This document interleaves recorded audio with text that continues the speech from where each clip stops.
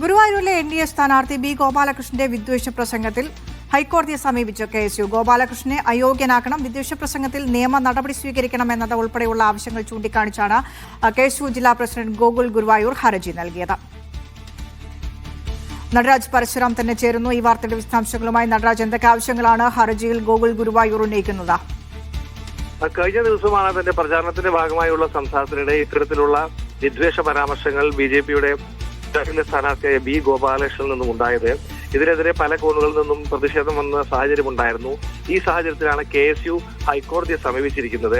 KSU Thrissur ജില്ലാ കമ്മിറ്റിക്ക് വേണ്ടി ജില്ലാ പ്രസിഡന്റ് ഗോകുൽ ഗുരുവായൂരാണ് റിട്ട് സമർപ്പിച്ചിരിക്കുന്നത് അഭിഭാഷകൻ വഴി. ഗോപാലകൃഷ്ണന്റെ ഈ പ്രസ്താവന ശരിയല്ലെന്നും ഇത് കണ്ടുകൊണ്ട് അയോഗ്യനാക്കണമെന്നാണ് ഈ ഹർജിയിലെ ആവശ്യം. വിദ്വേഷ പ്രസംഗത്തിൽ നിയമ നടപടി സ്വീകരിക്കണമെന്നും ഈ ഹർജിയിൽ ആവശ്യപ്പെടുന്നുണ്ട്. നേരത്തെ NDAയിലെ തന്നെ ഘടകകക്ഷിയായ ലോക് ജനശക്തി പാർട്ടിയുടെ പാർശ്വ വിഭാഗം തങ്ങൾ ഈ പ്രസ്താവന പിന്തുണയ്ക്കുന്നില്ലെന്നും ഗോപാലകൃഷ്ണനെതിരെ നടപടി വേണമെന്നും സ്ഥാനാർത്ഥിത്വം പിൻവലിക്കണമെന്നും NDAയോട് തന്നെ ആവശ്യപ്പെടുന്ന ഒരു സാഹചര്യം ഉണ്ടായിരുന്നു.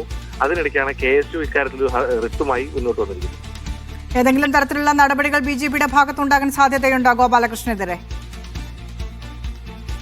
ഈ വിഷയത്തിൽ BJPയിലേക്ക് പരാതികൾ പോകുന്നതേ ഉള്ളൂ. കഴിഞ്ഞ ദിവസം ഇടതുപക്ഷവും ഈ തെരഞ്ഞെടുപ്പ് കമ്മീഷനിലേക്ക് പരാതി അയച്ചിരുന്നു. ഇന്ന് ഘടകകക്ഷികൾ തന്നെ, അതായത് NDAയിലെ ഘടകകക്ഷിയായ LJP തന്നെ ഇതിൽ അതൃപ്തി പറഞ്ഞിട്ടുണ്ട്.